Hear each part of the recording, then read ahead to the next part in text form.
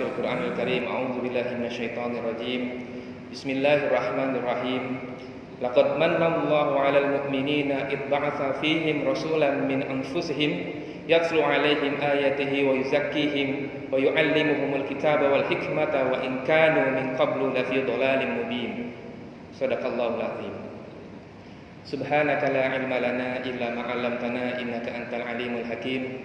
Wa subhanaka la fahma lana illa ma fahamta lana innaka antal jawwadul karim. Wa qur rabbi zidna ilman wa ba'd.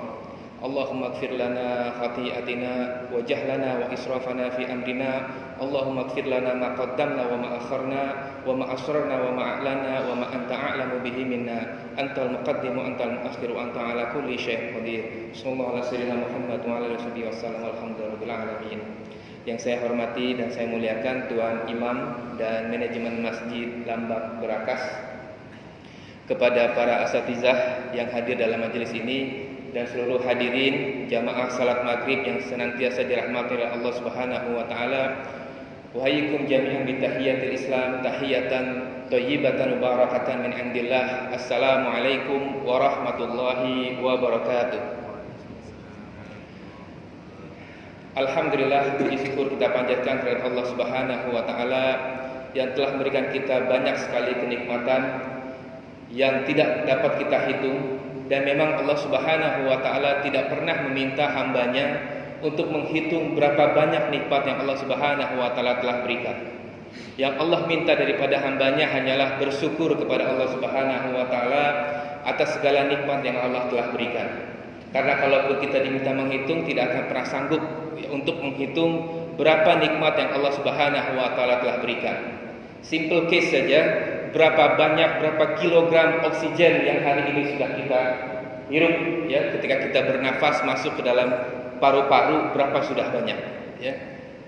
Kadang-kadang permasalahan yang ada membuat kita lupa akan banyaknya nikmat Allah Subhanahu wa taala, sehingga satu hari itu full untuk mengeluh saja kepada Allah Subhanahu wa taala, ya.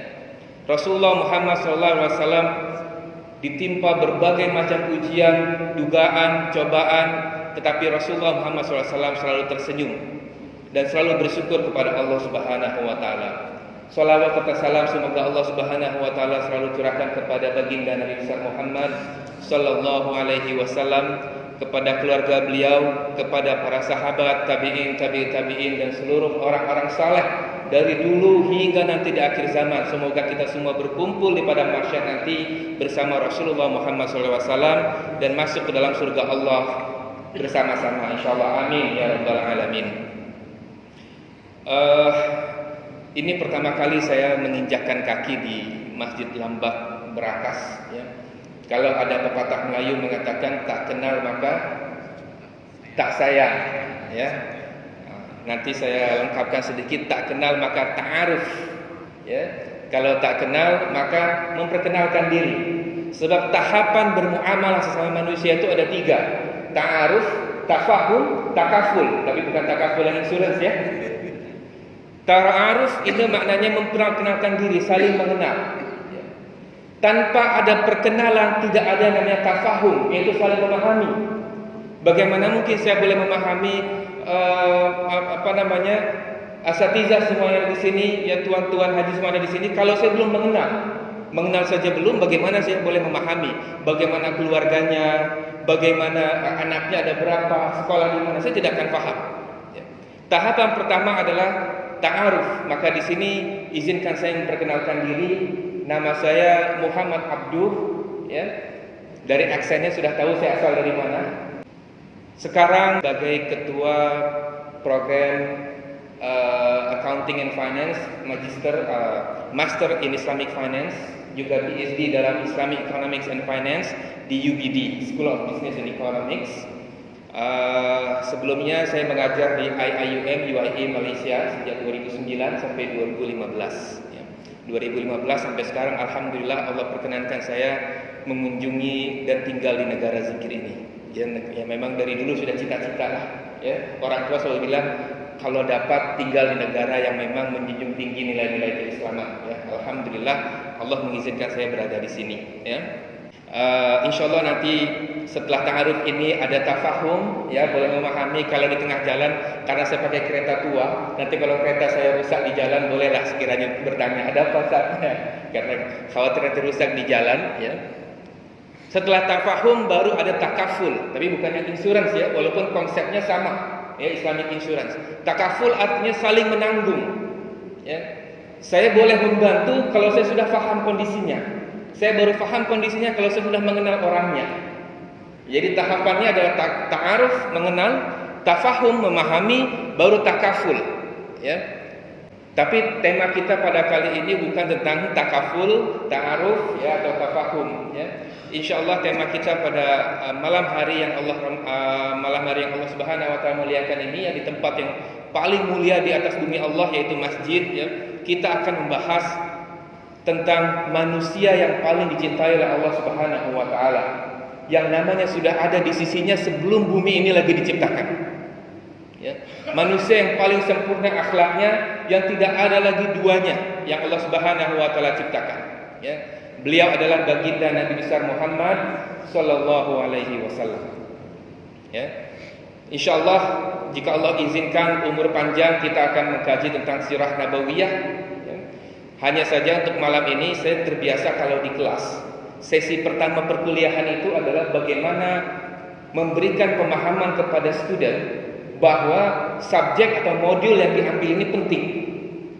Jadi first session, ya, sesi pertama perkuliahan itu selalunya adalah bagaimana supaya student itu faham bahwa materi yang akan disampaikan adalah penting, sehingga jangan konten, ya. Berikutnya, ya, pertemuan minggu depannya lagi, jangan sampai miss daripada kelas, ya. Maka tajuk malam ini, ya, belum sampai kepada bagaimana Rasulullah SAW dilahirkan, belum, ya. Tetapi insyaallah itu akan kita bahas, ya. Yang sekarang yang perlu disampaikan adalah bagaimana menanamkan semangat untuk mengkaji sirah nabawiyah. Tidak mesti di masjid ini, tidak mesti di forum ini. Kalau ada yang memiliki bukunya, bolehlah setelah membaca Al-Quran, mentadaburinya, sisihkan masa dalam 15-30 menit membaca tentang sirah nabawiyah, ya. Mengapa sirah nabawiyah itu penting untuk selalu dikaji ulang, untuk selalu direview, dibaca kembali, ya. Alasan yang pertama adalah itulah bukti cinta kita kepada Rasulullah Muhammad SAW, ya. Saya yakin di sini yang dulu sebelum menikah dengan istrinya, ya, tentunya, kalau calon istri itu menulis surat, itu bisa dibaca siang malam, ya. Malam dibaca, pagi dibaca, siang dibaca lagi, ya. Kemudian dia selalu ingin mengetahui, ya, kalau ada seseorang yang memiliki idol, ya. Sekarang ini anak-anak kita nih, ya, subhanallah, ya, apa namanya, mungkin Korean fever, ya, luar biasa, ya, sampai masuk ke bilik kita juga, ya. Itu mereka lebih paham siapa itu BTS, berapa orang personelnya, kapan tahun lahirnya, apa makanan kesukaannya, ya, apa warna yang paling tidak disukainya, momen apa yang paling tidak bisa dilupakan oleh tiap personil BTS itu. Anak-anak kita ini sekarang mampu mengingat itu semua. Kenapa? Mungkin tidak sepenuhnya salah mereka. Boleh jadi karena kita yang tidak menyediakan bacaan tentang Nabi kita di rumah. Boleh jadi kita nih yang tidak memaksa mereka untuk membaca tentang sirah nabawiyah ini. Kenapa begitu? Karena kita juga tidak melakukan itu. Jadi kalau kata orang Sunda selalu bilang faqidu syai' la yu'tihi. Orang yang tidak memiliki apa-apa tidak bisa memberi apa-apa. Orang yang tidak pernah membaca sirah, bagaimana dia bisa mengajak orang lain membaca sirah? Nonsense. Secara logikanya tidak akan mungkin terjadi. Ya. Saya bertanya kepada Ustaz Makmuri, di mana itu Masjid Brakas? Logik, sebab saya memang tidak pernah ke Masjid Brakas, Masjid Lambak Brakas.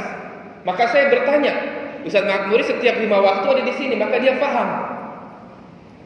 Orang yang tidak tahu apa-apa tidak akan bisa memberikan apa-apa. Orang yang tidak memiliki semangat mengkaji ilmu tidak akan bisa membawa orang lain untuk duduk bersama mendengarkan ilmu. Ya. Itu hukum sebab akibat yang normal berlaku.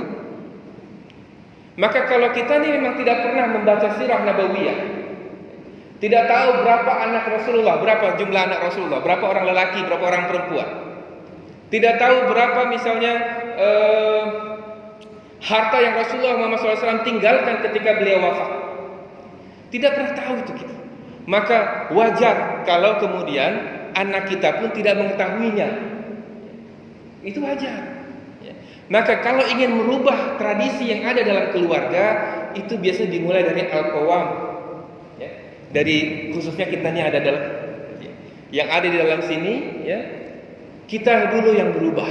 Maka insya Allah Masjid Lambak Berakas dalam hal ini atas persetujuan imam dan manajemen masjid, kita akan mencoba untuk sedikit demi sedikit, ya, insya Allah mudah-mudahan menjadi kebiasaan untuk membaca sirah nabawiyah, ya. Karena sirah nabawiyah, para ulama mengatakan sirah nabawiyah itu bukan sekedar cerita sejarah. Dia lain cerita dari Napoleon Bonaparte misalnya. Di dalam sirah nabawiyah itu terkandung asal usul fikih, ya. Di dalam sirah nabawiyah itu juga terkandung berbagai macam ilmu. Contohnya misalnya, banyak orang mengatakan tentang ini bid'ah, itu bid'ah. Ada bid'ah yang sangat besar terjadi di masa Rasulullah Muhammad SAW, tapi Rasulullah mendiamkannya. Ada bid'ah yang sangat besar terjadi ketika masa Khulafaur Rasyidin, yaitu penulisan Al-Quran. Rasulullah tidak pernah meminta dan menyuruh, dan apalagi memikirkan tentang menuliskan Al-Quran. Tetapi para sahabat kemudian menuliskannya, itu bid'ah. Tetapi bukan bid'ah yang diasumsikan sebagai bid'ah yang dolalah, bid'ah yang sesat, ya. Atau di masa Rasulullah, ya, ketika sahabat yang tidak menemukan air, Rasulullah masih hidup. Dalam sebuah perjalanan, para sahabat itu diminta untuk melakukan sholat. Belum jumpa air, mereka tayamum, ya. Kemudian separuh lagi perjalanan jumpa air, sahabat terbagi dua. Ada yang tidak mau sholat karena saya sudah sholat. Ada lagi yang mengatakan tidak, kita harus sholat karena kita sudah jumpa air, ya. Katanya kan idza wujudil ma batala tayamum. Kalau air itu sudah ada, tayamumnya batal. Tapi kan tayamumnya udah berjam-jam yang lalu, ya. Akhirnya sahabat terbagi dua. Sampailah berita itu kepada Rasulullah SAW. Ini kan bid'ah luar biasa ini sebetulnya. Kata Rasulullah, dua-duanya betul. Dua-duanya betul. Maka dalam sirah nabawiyah itu bukan sekedar sejarah yang saya pahami, yang saya rasakan, ya. Bukan sekedar sejarah, tapi ia tentang bagaimana mengimplementasikan nilai-nilai Islam itu, ya, sesuai dengan contoh yang memang Allah kehendaki, yaitu Rasulullah Muhammad SAW. Ya. Dia tidak ekstrim kepada sahabatnya, baik ekstrim yang sangat keras ataupun ekstrim yang sangat lembut. Rasulullah ada di pertengahan. Terkadang ia sangat lembut sekali, lebih lembut daripada kain sutra. Saya kasih contoh misalnya, suatu ketika ada seorang dalam halaqah Rasulullah, ya, ada seorang perempuan mengacungkan tangan. Ini sesi Q&A, ya. Setelah dijabarkan ada Q&A. Wanita itu bertanya, ya Rasulullah, ya, saya ini seorang istri dari seorang sahabat, ya. Kemudian wanita itu mengatakan, kalau saya puasa, saya dipaksa untuk berbuka. Kalau saya sholat ya Rasulullah, saya dipukul, cepat-cepat suruh selesai sholatnya, ya. Dan suami saya ya Rasulullah, dia tidak sholat subuh kecuali matahari sudah keluar. Rasulullah ingin tabayun dulu. Oke, kalau begitu suamimu adakah di sini? Ada ya Rasulullah. Mana suaminya? Ada suaminya yang angkat tangan. Ya, ditanya siapa nama suaminya? Sofwan bin Mu'attal radhiyallahu anhu. Nama suaminya adalah Sofwan bin Mu'attal. Sofwan bin Mu'attal ini luar biasa famous sebab selain dari hadis ini, beliau juga difitnah hadisul ifki. Orang yang sama, ya. Jadi Sofwan bin Mu'attal ditanya, Sofwan, ya Rasulullah, betulkah apa yang disampaikan oleh istrimu? Kata Sofwan, betul ya Rasulullah. Oke, kalau gitu terangkan kepadaku, Apa alasannya? Begini ya Rasulullah. Jadi saya ini kan pengantin baru. Istri saya ini kalau sholat ya Rasulullah, satu rakaat itu Al-Baqarah. Al-Baqarah. Dan kami ini pengantin baru ya Rasulullah. Kan saya nggak tahan.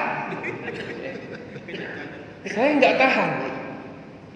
Akhirnya saya pukul supaya lebih cepat dikasih apa?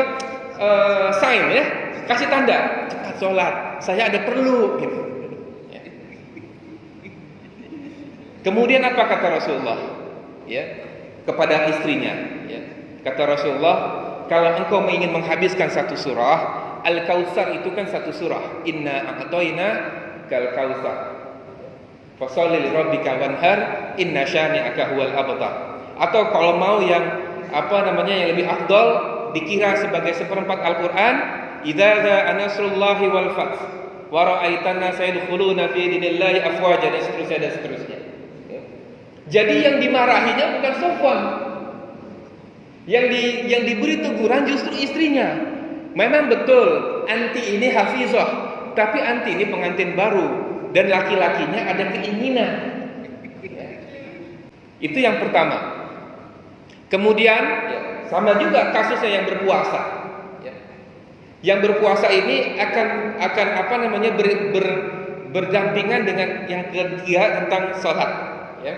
Jadi kata Sofwan bin Mu'attal, ya Rasulullah, aku ini sejak kecil sampai menikah saat ini kerjaku itu di ladang dan dapat shift malam, jadi irigasi, ya, sawah. Dan dia selalu dapat shift malam di keluarganya, midnight. Dan beliau mengatakan, dan saya belum pulang kecuali menjelang subuh. Kalau saya tidur, ya, terus sampai matahari terbit. Ya. Kata Rasulullah, wahai Sofwan, kalau engkau terbangun, segeralah sholat. Bagaimana kita Rasulullah begitu lembut kepada sahabatnya. Padahal ya, ini kalau kita ini sudah menjudge, ini orang enggak pernah sholat subuh ya. Rasulullah tidak, ditanya dulu. Kemudian kata Rasulullah, kalau engkau terbangun, jangan lakukan apa-apa. Segera berwudu, kemudian sholat. Ya. Jadi kemudian menjadi dalil fikih kalau orang yang tertidur kan, kemudian terlewat waktu sholat, ya dia begitu terbangun, teringat terus wudu dan sholat. Ya, tunaikan sholat. Ya. Sama juga dengan puasanya. Ya. Jadi kalau malam sudah tugas bekerja, siang istri puasa, kan jadinya menyiksa batin dan lahir dan batin ya. Sudahlah malam saya bekerja letih, siang istri saya puasa. Waduh, ya betul-betul. Nah, kemudian kata Rasulullah meminta kepada istrinya, kalau suami ada di rumah, minta izin dulu untuk berpuasa. Ini kan menjadi dalil kemudian. Ya. Nah ini lihat bagaimana Rasulullah begitu lembut ya kepada Sofwan bin Mu'attal. Tapi pada saat yang lain Rasulullah sangat keras sekali, bahkan kepada orang yang paling disayanginya, yaitu Usamah bin Zaid radhiyallahu anhu. Selain Hasan dan Husain, yang paling dicintai setelahnya adalah Usamah bin Zaid, karena Zaid itu adalah anak angkat Rasulullah. Rasulullah sangat mencintai Zaid dan juga mencintai anaknya Zaid, ya Usamah. Tapi ketika Usamah membunuh seseorang, ya di sebuah perang, ketika orang itu sudah bersyahadat walaupun di bawah pedangnya Usamah bin Zaid, tapi Usamah bin Zaid terus membunuhnya. Ya. Kemudian Rasulullah di dalam hadisnya dikatakan sampai mukanya merah. Orang kalau mukanya merah itu berarti sudah sangat luar biasa. Ya. Itu kepada orang yang sangat dicintainya gitu. Marahnya sudah luar biasa. Ya. Ini kita bisa nanti insyaallah akan memilah dan memilih ya sebetulnya apa yang menjadi pertimbangan Rasulullah sehingga menjadi begitu lembut ya, kemudian menjadi begitu keras ya kepada sahabatnya. Jadi alasan yang pertama adalah ya bukti cinta kepada Rasulullah Muhammad SAW. Ya. Nonsens kalau mencintai seseorang tidak pernah mengetahui asal usulnya. Tidak akan mungkin itu. Mencintai seseorang yang pasti mengetahui asal usulnya. Ya. Kalau boleh malah A to Z. Jadi bukan Hyundai saja yang ada A to Z. Ya. Kita pun ketika mengetahui sirah Rasulullah ini A to Z. Ya. Kemudian yang kedua, untuk memahami pribadi Rasulullah Muhammad SAW. Ya. Untuk memahami bagaimana pribadi Rasulullah Muhammad SAW itu ada di dalam sirah Nabawiyah. Ya. Mohon maaf saya agak percepat karena sebentar lagi sudah Isya ya. Kemudian yang ketiga adalah al-masal al-a'la, yaitu perumpamaan yang paling tinggi ya di segala aspek kehidupan. Jadi kalau ingin mengetahui ya bagaimana implementasi Al-Qur'an dan Sunnah itu ya, maksudnya Al-Qur'an dengan Sunnah dari Rasulullah. Al-Qur'an itu yang paling tinggi itu melalui Rasulullah Muhammad SAW. Ya, dalam berbagai kondisi ya. Dalam berbagai, pernahkah Rasulullah berduka yang sangat? Pernah. Di antara kisahnya itu kisah Hudaybiyah. Ya insyaallah akan kita sampai ke sana nanti. Dalam kisah Hudaybiyah itu, ya, yang membangkang itu bukan orang kafir Quraisy. Dalam kisah Hudaybiyah yang membangkang adalah para sahabat. Para sahabat membangkang bahkan sampai ada menarik pedang. Ya, karena menolak keputusan Rasulullah Muhammad SAW. Dan Rasulullah ketika itu, para sahabat sedih. Kenapa sedih? Karena kan background ceritanya mereka berniat untuk naik haji. Mereka berniat untuk naik haji karena Rasulullah bermimpi bahwa kita akan naik haji. Maka dari Madinah mereka sudah menggunakan kain ihram. Mereka berjalan, dan mereka berjalan bukan melalui jalan orang biasa. Mereka khawatir kalau jalan melalui jalan yang biasa ditempuh orang banyak, itu mereka akan dibunuh. Jadi mereka mengikuti bukit-bukit berbatu, sampai dikisahkan sampainya di Hudaybiyah kain ihram mereka sudah berubah warna, bukan lagi putih tapi merah. Sebab apa? Darah. Mereka melalui jalan di mana binatang pun tidak mau melaluinya. The Black Rock disebutnya, bebatuan hitam, bukit bebatuan hitam, panas dan tajam. Dan setelah sampai Hudaybiyah disuruh pulang.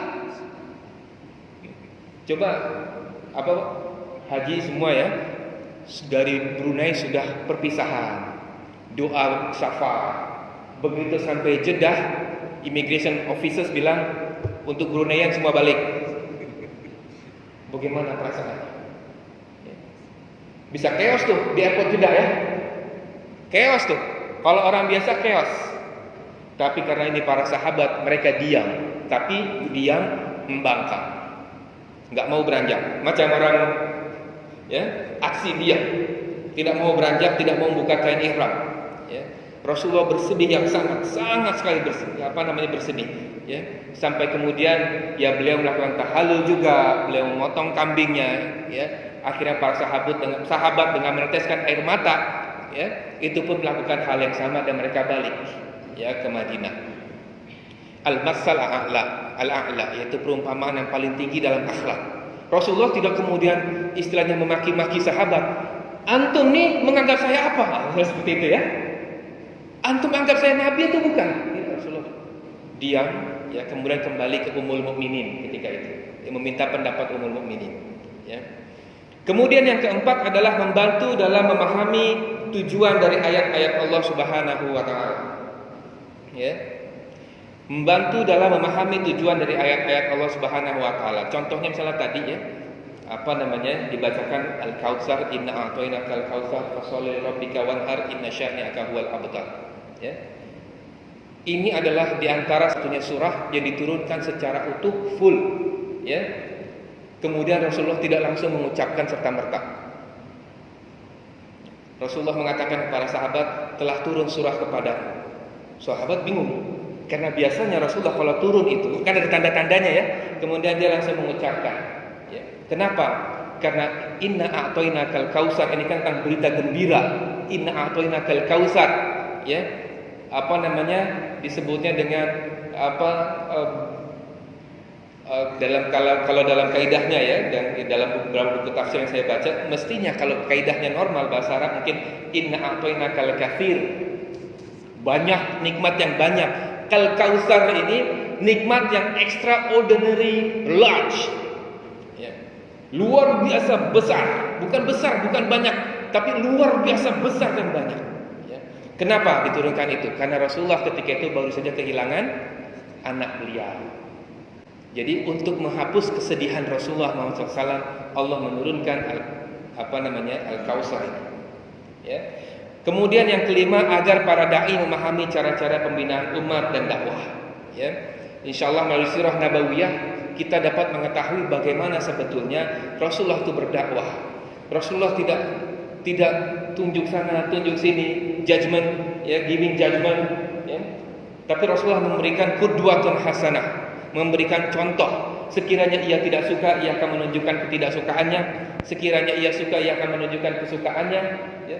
Tetapi bahkan kepada munafik Madinah ketika itu, Abdullah bin Ubay bin Salul, ya, Rasulullah kan diminta untuk membunuh. Kita bunuh saja ya Rasulullah, menyebabkan perpecahan. Ya. Kata Rasulullah, apa nanti kata orang-orang kalau Rasulullah membunuh sahabatnya sendiri? Ya.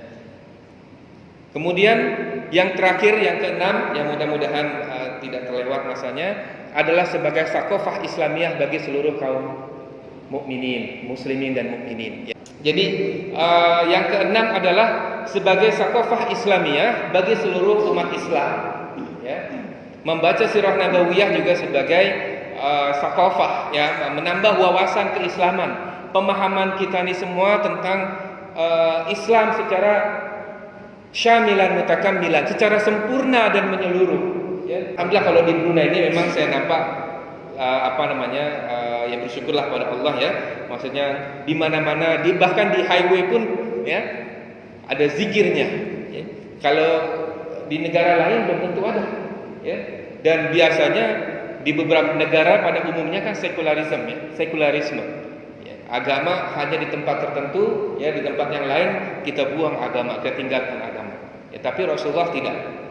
Ya, Rasulullah mengajarkan kita bahwa Islam itu ada di segala tempat. Ia syamilan mutakammilan, ia membahas segala sesuatunya. Sumber-sumber sirah nabawiyah, ya. Sekarang ini memang kita ini boleh mendapatkan sirah nabawiyah terus dari bukunya Sirah Nabawiyah. Tapi dahulu para ulama, ya, itu ketika akan membukukan sirah nabawiyah itu dia mengambil dari Al-Qur'an, juga mengambil dari aksar para sahabat, perkataan-perkataan, cerita-cerita para sahabat, ya. Dari Al-Qur'an, karena Al-Qur'an menggunakan dua cara dalam menggambarkan sirah nabawiyah. Yang pertama, Al-Qur'an menggambarkan potongan-potongan peristiwa Rasulullah, ya. Misalnya peristiwa pernikahan Rasulullah dengan Zainab binti Jahsy radhiyallahu anha, ya. Jadi subhanallah, ya. Karena apa? Ya, nanti mungkin ada pengajarannya di situ.